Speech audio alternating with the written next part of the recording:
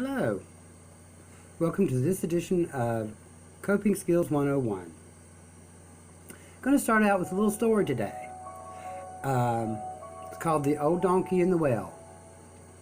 If you've heard it, fast forward. If not, sit back and give a listen. There was an old donkey that had fallen down the well. The farmer heard his brays and went over and looked and went, "Oh, okay. Old donkey, old well, neither worked anymore." So he called up his neighbors and asked them if he could help them out and put the donkey out of its misery.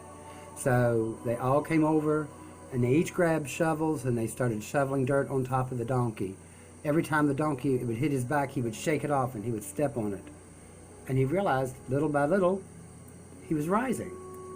So he kept shaking it off and stepping up, shaking it off and stepping up. So when things eventually, guess what happened?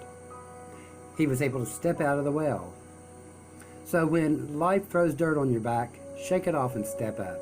That's all you can do. Yes, grieve. Yes, mourn. Yes, cry about what you've lost. But don't make it your day.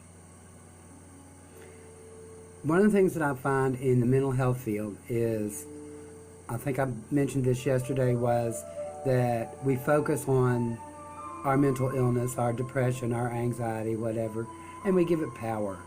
Sometimes you have to stop. Think of something else. Change your ideas. Change your views. Cognitive behavioral therapy. Because it's all, like I said yesterday, depression is a thought process. So you have to change your thoughts. Little at a time. It's not easy. I have one email list that I get into. I will look it up and give it to you in the next episode because I didn't look it up today. But there's a lot of wonderful things that this guy talks about. His name is Saul. That's all I can tell you right now. And one of the things that he sent out was about reaching out. Sometimes when we're depressed or we're anxious, we have anxiety, we don't know how to reach out. We don't know how to, we've never been taught. Because we're pretty much told, suck it up and go on. Well, reaching out is things that you can do. Sometimes it can be calling a friend up and saying, "Hey, I don't feel so good. I'm really feeling really sad. Can you remind me of what it is why we became friends?" Or, "I don't feel safe right now because I'm in such a low point. Can we stay and talk for a little bit on the phone?" Or ask them to come over. Now remember, they can't just drop everything.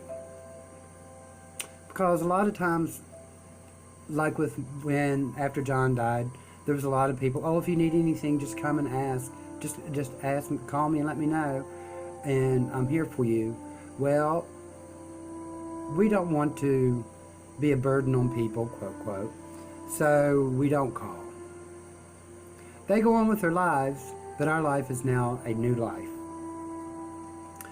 And grief, depression is very strong, stronger than any depression I've ever had.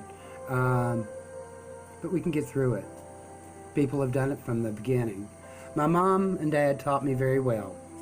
They were older, and after one of my uncles had passed away, I asked my mother, "Oh my God, you lost your brother. I don't know if I could handle that. How do you deal with that?" And she sat me down and she said, "Well, Joe, you know what? We can avoid life by delaying it, actually. We can't avoid it. Everybody dies. It's a fact of life, is death. And it's gone on from millennia, from the beginning of time. People live, people die. People lose loved ones. But we go on. And one thing that got me through is I've got to honor John and the love we had. And by doing this is part of why I'm honoring John, to help others deal with grief, depression, anxiety. Remember, with anxiety attacks, it only lasts probably about 10 minutes max. And there's one of your tricks. Always tell yourself when you're going to be anxious, when you're having anxiety, is it's not going to last forever. It's a good thought. It's not permanent. Whenever you're having stressful situations, remember it's not permanent. Unless you make it that way. If that's all your focus is the stress, the anxiety, the depression, and that's the focus in life, then yeah, you're going to stay depressed.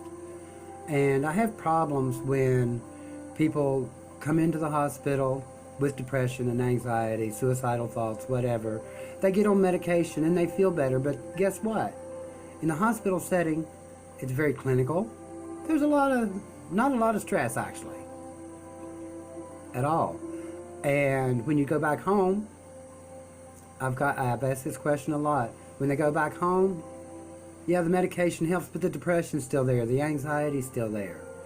That's because you're back in the world and you haven't faced it. Medication can help, and I'm never going to tell anybody not to take medication. That would be wrong. But because I take no medication for my depression, I cope with it. It's part of life. I don't want to deaden part of who I am. And that's what happens. It can help, but it's not the be-all. You have a lot of work ahead of you. We're a work in progress from the moment we're born to the day we die. You're always a work in progress. Now, do you progress or do you stagnate? I decided not to stagnate.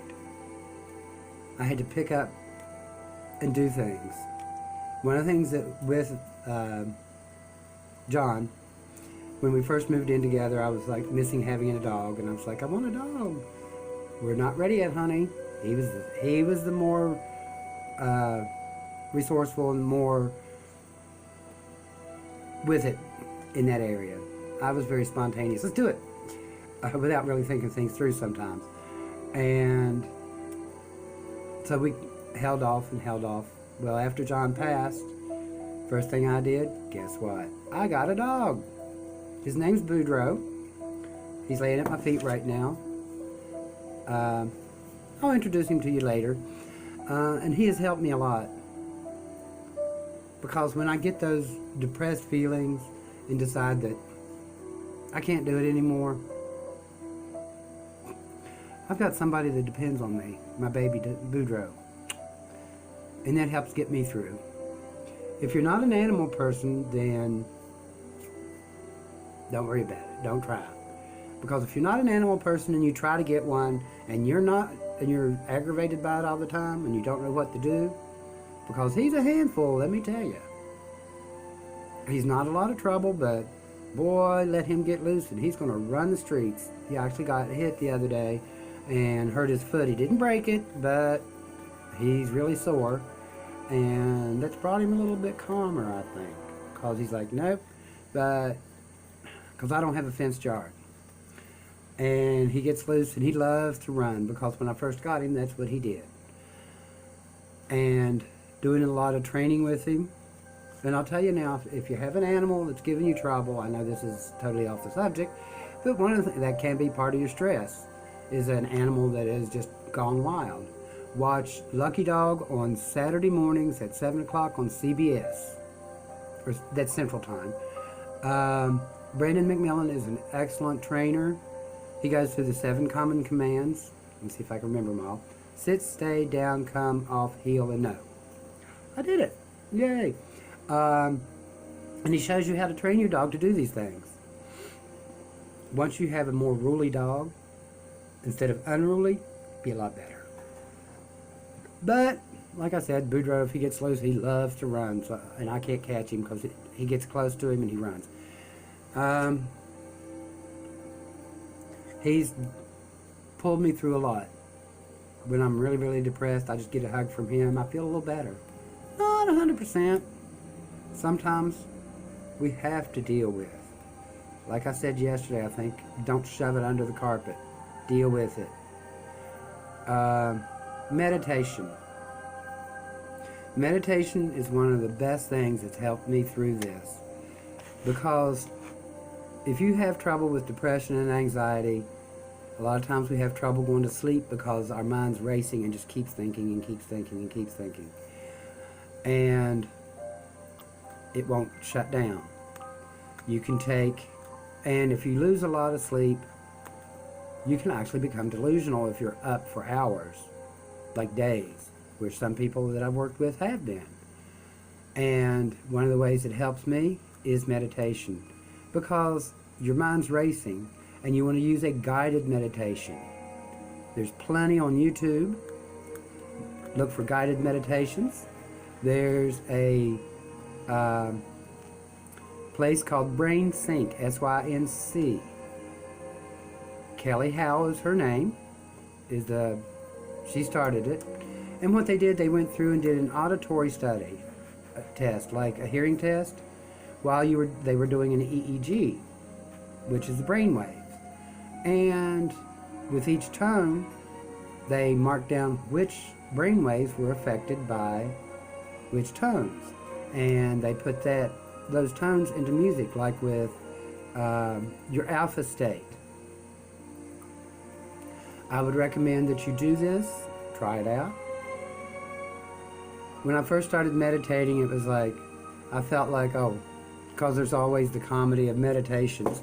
And that just drives me nuts. I get tickled. I can't concentrate. But with the guided meditation, they talk you through it. They help you out. It helps immensely. Focusing. I've got some things I'm going to do later with that and talk to you about it. But that's for another episode.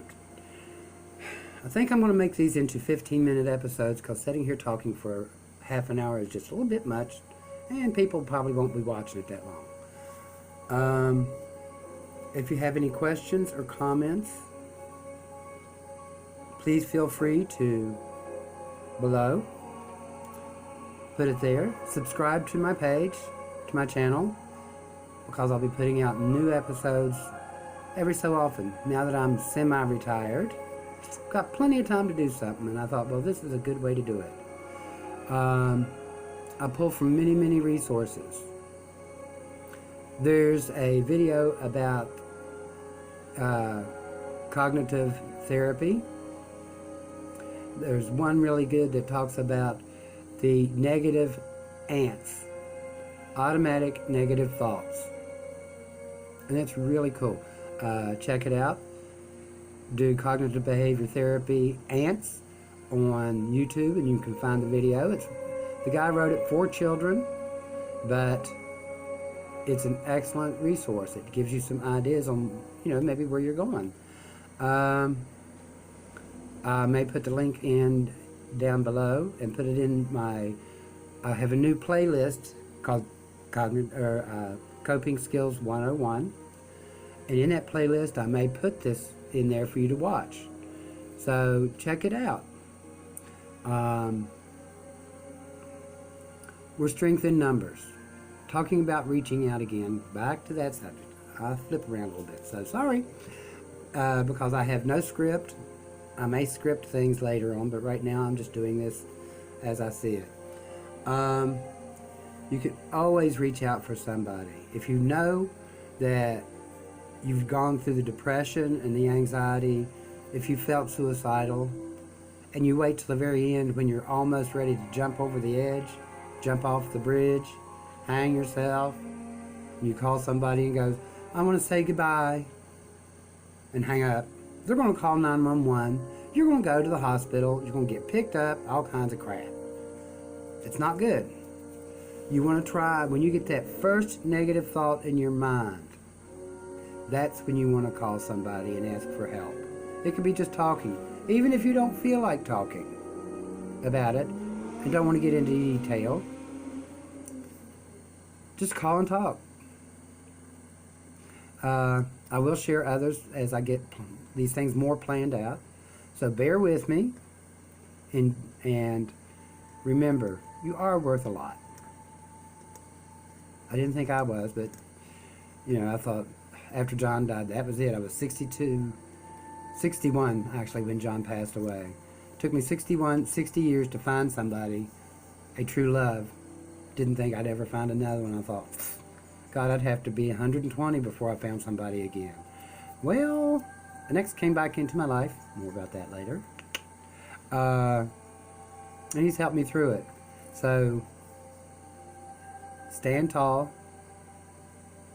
You are worth it.